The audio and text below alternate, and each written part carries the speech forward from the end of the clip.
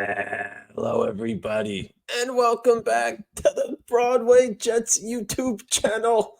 You'll know me from Twitter as NYJ Mike. I'm joined as always by the master of receipts, NYJ Matt. And Matt, the first round of the NFL draft has concluded. The Jets end up picking 11th.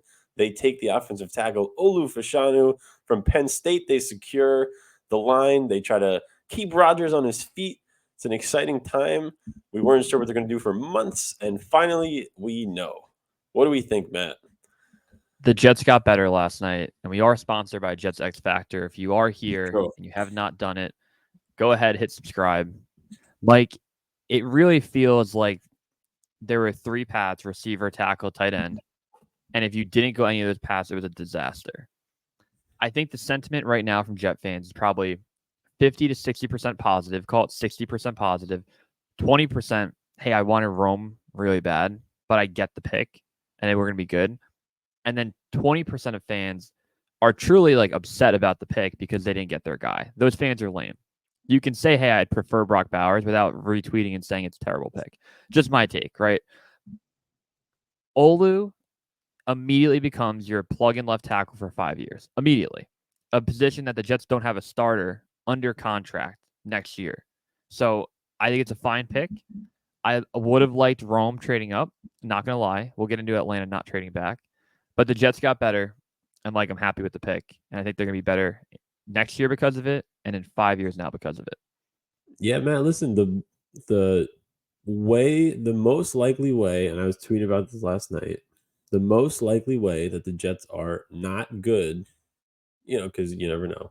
But the most likely way that the Jets are not good next year is if they get crushed by injuries. And offensive tackle is probably the second most premium position in the sport. You can make an argument for corner or pass rush. And the Jets now, because going into this draft, you had a terrific offensive line on paper, but you know that your tackles, you just know, are not playing 17 games each. So to go into a season with a 40-year-old quarterback who's coming off an injury, it just makes sense to shore up that position. You were lacking in depth there. The Jets have Carter Warren and Max Mitchell. You were going to make a move at some point. If it was going to be Bakhtiari, if it was going to be another swing guy that you sign, if you're going to draft a guy in the third round, you go out and you get, a guy who was mocked in the top 5 at times at that position. So it makes sense, Matt. It's not sexy.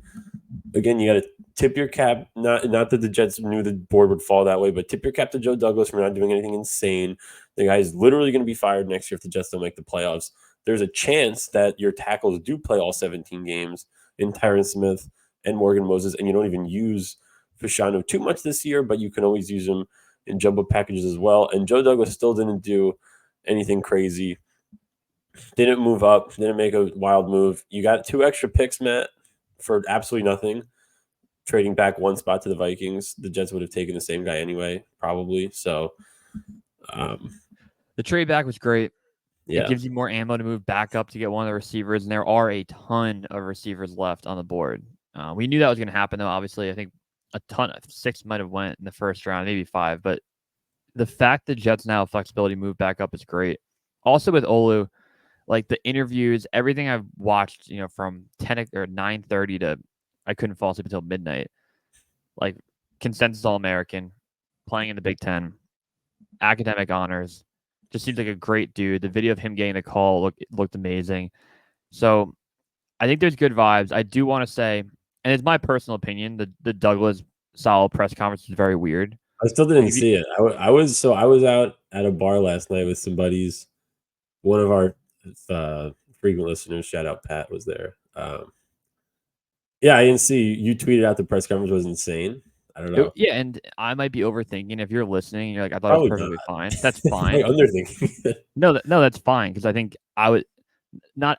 People agreed with me, but in 2020, on like the Zoom during COVID, they were like freaking out about Becton. 2021, obviously the Wilson hype was real. The AVT trade up gave a lot of pop in that interview. They were like so pumped in 2021. 2022 is the one where Salo jumped up and hugged Joe Douglas after the entire great day one. And even last year, they were pretty positive, and they were like, "No, we want Will McDonald. He was high on our board," and they were kind of again pumped. And last night, it really felt like they were bummed, and not bummed at picking Olu, but if you watch the whole video, you'll get the sentiment of, "Damn, like we thought we could have traded up for Rome Odunze." And the rationale for it, Mike, is if you're Atlanta, you know Yeah. you're probably taking Penix for like 2 months now. Like this has been something that they've not leaked and they were going to do and they wanted to do it. And why not move to 10 and get more Collusion. capital? And the Bears are probably like, we could just trade 9 Yeah. and you guys don't get your quarterback. And then Atlanta's like, fuck, we really want Penix, and the Jets, you know, we know the Jets would take Odunze, not a quarterback. So I think there's like a weird Atlanta, Chicago I mean, that's why. unwritten rule to not trade That's back. why, you're these teams, you have your guy who's your guy. And Penix was the Falcons guy, and you just can't. I guess it's not worth moving back a couple spots, That's what the gaining. Vikings did, right? The Vikings, the Denver could have been trading up with the Jets, but the Vikings said, we don't care. We'll give up a 4th and a 5th, and we'll move up one spot. Oh, that And sucks. and Mike, when the Jets beat the Patriots in Week 18, every single person said, "You just lost out on Joe Alt or Olu Fashanu." That was always the take, and because he has smaller hands and pretty small hands, and he did everything else He's measured got out small great. hands. He's got small hands. But everything else measured out great. Like everything, he checked every box, and his hand size was small. So for that reason alone, he goes from being a top 5 pick to now going 11. So that's where it's like Jet fans that are killing the pick right now. The first time he gets a PFF grade of 87.4, you're going to be freaking out on Twitter all excited. So measure yourself, right? You Yes. can want a different player, but calling it a terrible Listen, pick 30 minutes after it happened is a lame move. no, and it's a clear position of need. It's not, and like, so even if the Jets took a receiver, the guy, there's no guarantee that that guy is going to play way more than Garrett Wilson or Mike Williams or even Mhm. Alan Lazard, but probably Alan Lazard. The tight end, you still have other starting tight ends. The Jets had all of their starting players in place. You needed a tackle. This is a need. So it's not an insane thing to do to take the guy 11. You recouped other picks. I don't know. It's what I thought the Jets were going to take Bowers. Yeah, I thought it Throughout was the like draft. Once Rome guaranteed. went, I thought for sure the Jets were going to take Bowers. I think I tweeted it out too.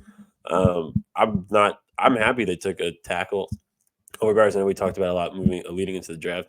I was interested in Connor Hughes tweeted out that the Jets, and he's been pretty spot on with this process. I thought we had him on the other day, just in terms of what's actually happening. He said it was a smoke screen, the whole thing, the Bowers thing, Mm-hmm. and it's interesting. It makes me think about the press conference that you're talking about, where like this whole process, I feel like the Jets were just trying to like take a step back and just show no emotion, That's fair. which probably I still didn't watch the press conference. It was probably insane.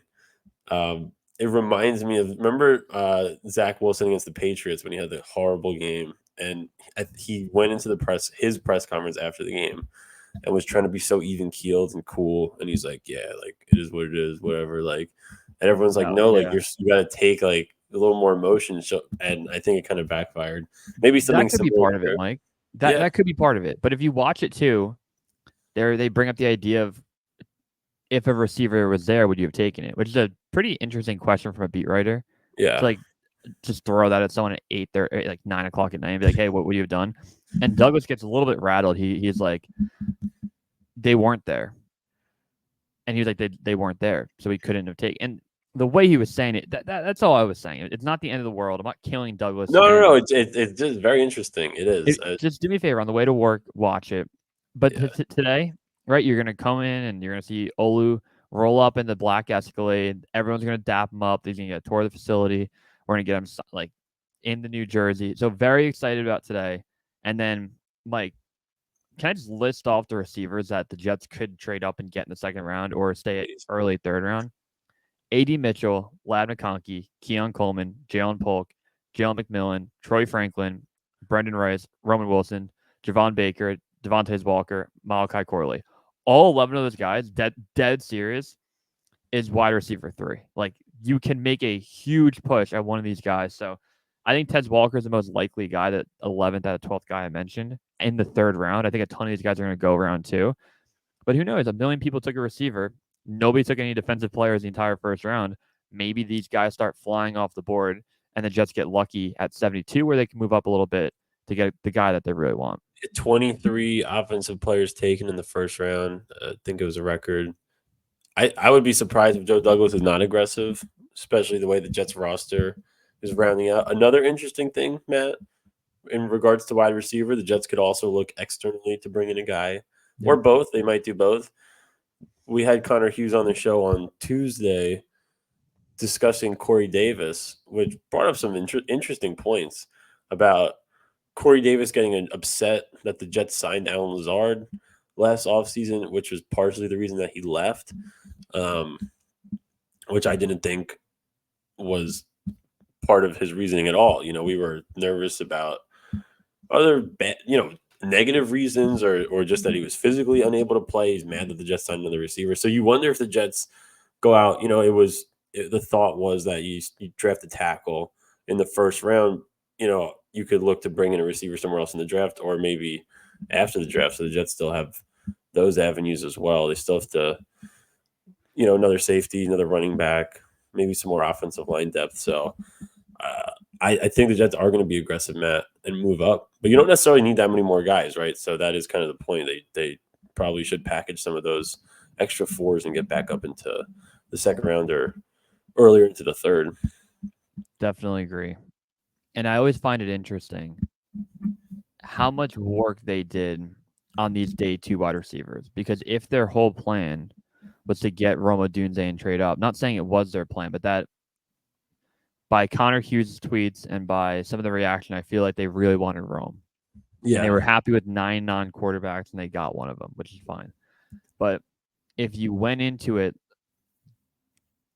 75% confident that you were taking Rome Odunze, that means your day 3 prospects you were looking at were all tackles, and you had a really good grasp on the tackle process in day 3. Now taking Olu at 10, the 12 guys that I listed, how much deep dive and work did you do on them? You have to get this one right. Like, this is a huge pick today. You need to get a receiver who isn't going to be 3 years from now a guy that caught 1 touchdown and 700 total yards. You really want to hit on a guy here. So, Mike, I'm really looking forward to it. Draft day 2 is also very fun. At any point, the Jets can trade up. Lab McConkey could be your slot guy for 5 years, right? You can take. That's the best. You're watching on TV and it just flashes up the Jets are on the clock. They traded. Give up future 4. I was off Twitter intentionally because I didn't want to get spoiled, and I'm watching on a TV that has like a minute delay, so I wasn't watching. And I see a text from one of my buddies saying "good trade back," and I saw it. I'm like, please don't be like. And then I go on Twitter, go through like Garfalo or Schefter trying to find out the package, and I don't know if you noticed the bar. The Jets didn't get the 11th pick right away, so it said Minnesota, which is fine. There's a delay in updating that. But the Minnesota's the 22nd. So I'm like, did we get like a future first, the 22nd pick, and like a 2 that like I was trying to figure out what we could have packaged together to move back 11 spots, which would have been really tough. Yeah, it would have been a lot. The other thing is, Mike, the Bills had a weird night where they traded back with the Chiefs. They took Xavier Worthy, and then they traded back again with the Panthers, who took Xavier Legette. So a position of need for them, and they just let a division or their arch rival hop them, and then Carolina, I guess they didn't want him. So weird night for the Bills. I went on to my buddy has a Bills podcast called The Basement Pod. Pretty good, very good, great. But no, it's great. They're great. They're saying the Bills are in one of those semi quasi rebuild years, like the Chiefs kind of tried to do last year, retool a little bit. When the Chiefs ended up winning the Super Bowl. And the Bills have that capability because you have Allen and you have a terrorist sympathizer coach who's pretty good coach. But their roster got kind of gutted. They need guys, they need dudes. So it doesn't really surprise me they're moving back. Maybe not twice though, Matt, to your point, because they literally need a wide receiver.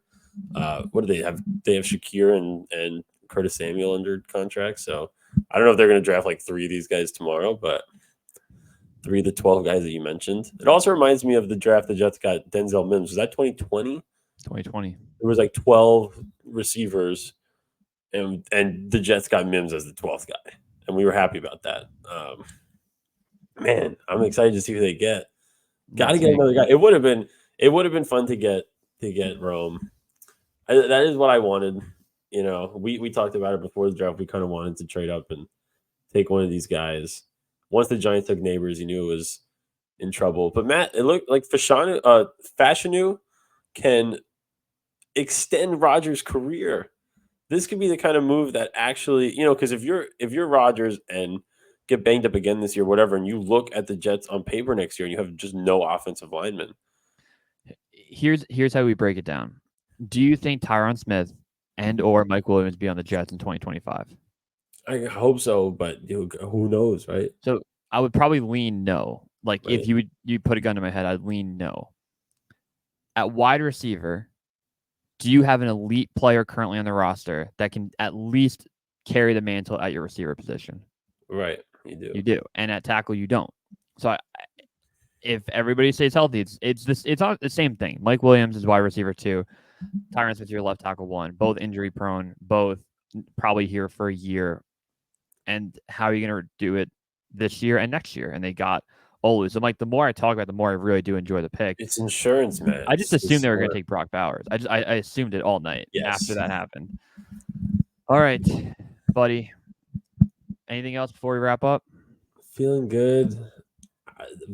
I am happy about it. It really was the scariest thing about this season is that the offensive line just falls apart and we're dead because you can't win without that.